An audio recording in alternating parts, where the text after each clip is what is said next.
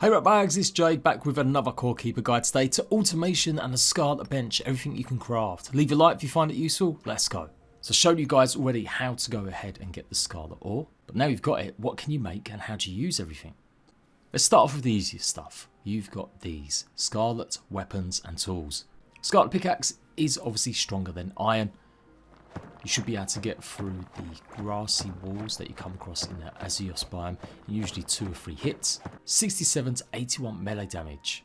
That's a lot bigger than a 50 to 60 you get with the iron pickaxe. And obviously the mining damage is the massive one, 282 compared to 167. With durability of 800, this should be the first thing that you craft once you get enough.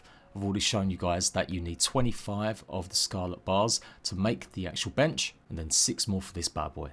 Then we've got the Scarlet Sword, 124 to 150 melee damage, 2.5 attacks per second, 11% critical hit chance. Depending on your melee level, you should pretty much do most enemies with 1 or 2 hits. Definitely the smaller slimes in 1, you can see how many I'm doing.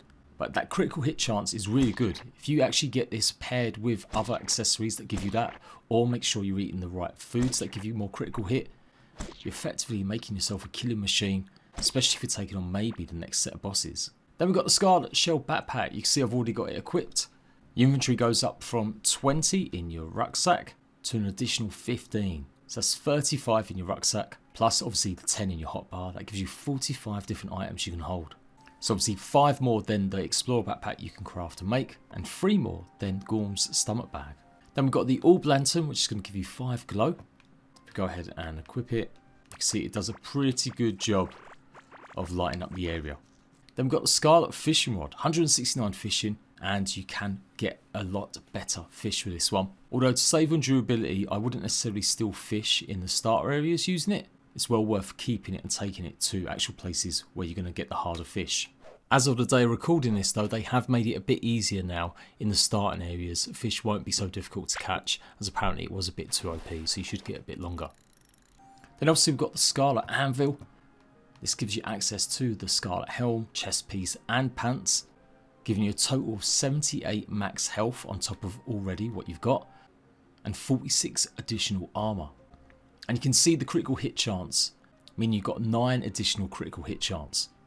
So when you pair that with the sword, you're looking at 20 extra critical hit chance, and then with anything with larvae meeting, you're going to get an additional 6%. The golden larvae, a 16% critical hit chance. So definitely the outfit to wear in taking on some of the next set of bosses, or just some of the areas. I've just discovered the mold biome, and they're pretty tough creatures in that biome. Even wearing all this gear, you're definitely going to need to have better potions and stuff. Then we've got the Scarlet Dagger, 97 to 170 melee damage, 3.3 attacks per second, and 24% critical hit chance.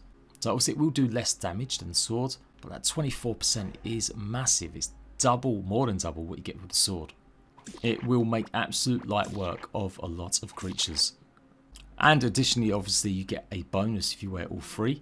You get an extra 3% chance of critical hit damage, and that can stack by up to 5 times. So effectively, possibly giving you up to 15 more.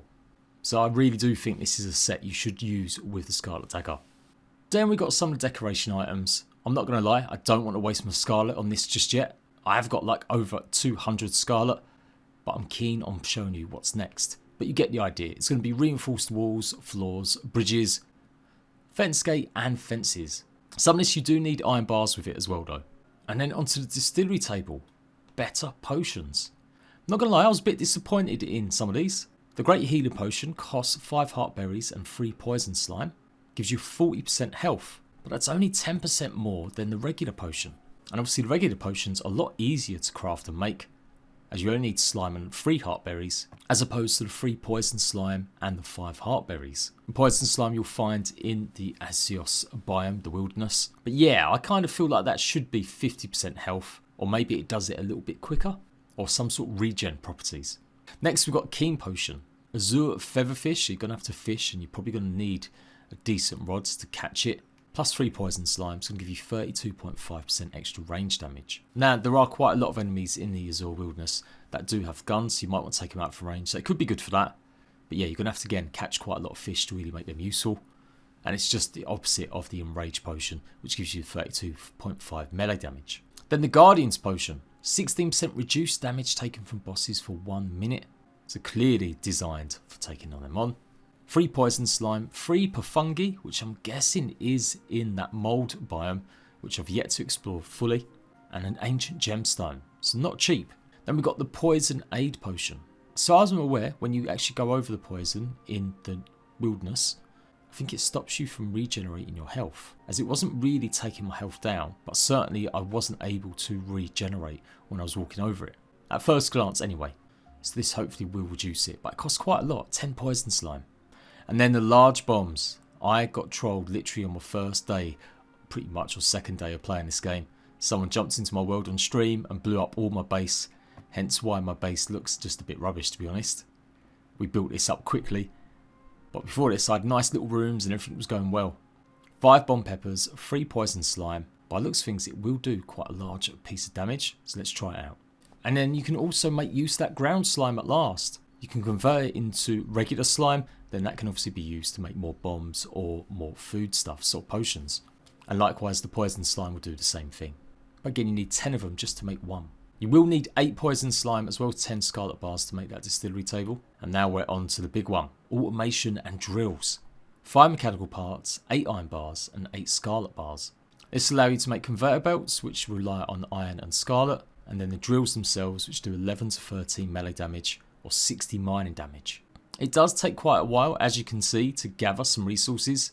I must have left it AFK while I went and had dinner and chilled out for a couple of hours.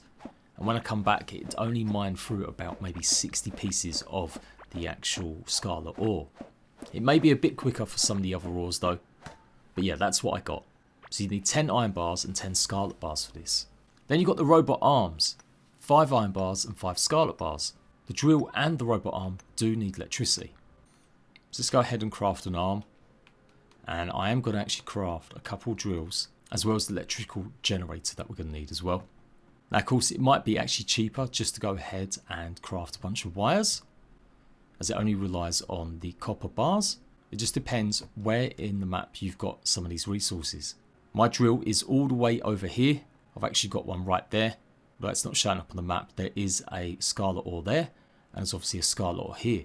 So I could probably use some cables instead for this. And if you're very slow, you can kind of almost estimate. If you zoom right in and just move just carefully over using the right stick, you can work out exactly how many squares it might be. So I'm going to say I probably need about 20. So I could craft maybe a bunch of this, and that might do. Okay, let's go and show you guys how the drill works. So we've got copper ore there obviously, but I kind of want to use it on something a bit more like iron, since we've got plenty of copper as it goes. Now sometimes they don't always show the actual ore deposits, but get your drill out, get your generator, and then go ahead and put the generator down very close to it, and then put your drill down. So that's one way to guarantee getting some ores without using any electric wires. And that's it, it will pop out. It will just take a while. So you can see I've set up a little system here. I've got the generator, I've got a wire, I've then got the drill, and then I've got the arm. Pretty sure the ore always flows to the left. So I don't know if it actually works if you put the arm elsewhere. And obviously both the arm and the drill have to be powered. Right, we'll see if that works in a minute. Let's carry on. So there is a little mistake with that which I'm going to show you, but I'm just going to show you how to connect maybe 2 ore gatherings if you've got 2 drills and just 1 generator and some wires. I got lucky and found 2 of these red ore deposits pretty close to each other, and this is perfect. So place your 2 drills against the ore, make a connection, and then just put one of your generators in the middle, like so. As says, it does take a while. This isn't a speedy thing. You're meant to have a bunch of these set up and just literally go about your business and come back and collect it when you're ready.